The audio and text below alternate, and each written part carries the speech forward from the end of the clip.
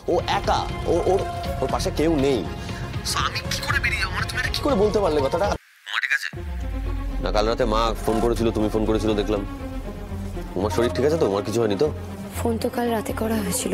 হ্যাঁ জানি, কিন্তু তুমি হয়তো জানো না, দিতি হারিয়ে যাওয়ার পর থেকে, মানে তুমি দিদিকে হারিয়ে ফেলার পর থেকে ডক্টর সুপর্ণার শরীর ভালো নেই, বারবার অজ্ঞান হয়ে যাচ্ছে। আর সবচেয়ে বড় কথা, সুপর্ণা তো এখনো বিশ্বাসই করে উঠতে পারছে না যে ওর মেয়ে হারিয়ে গেছে। তুমি এখন ডক্টর সুপর্ণার কাছে আছো?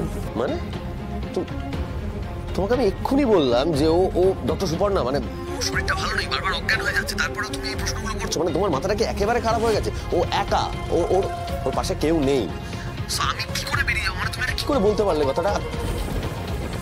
ও জাস্ট একটা ও, মানে তুমি বিষয়টা রিয়েলাইজও করছো না, তাই তো? আনন্দী, একটা কথা মনে রাখো, তোমার কেয়ারলেসনেসের জন্যই কিন্তু ডক্টর সুপর্ণার জীবনটা ওলটপালট হয়ে গেল।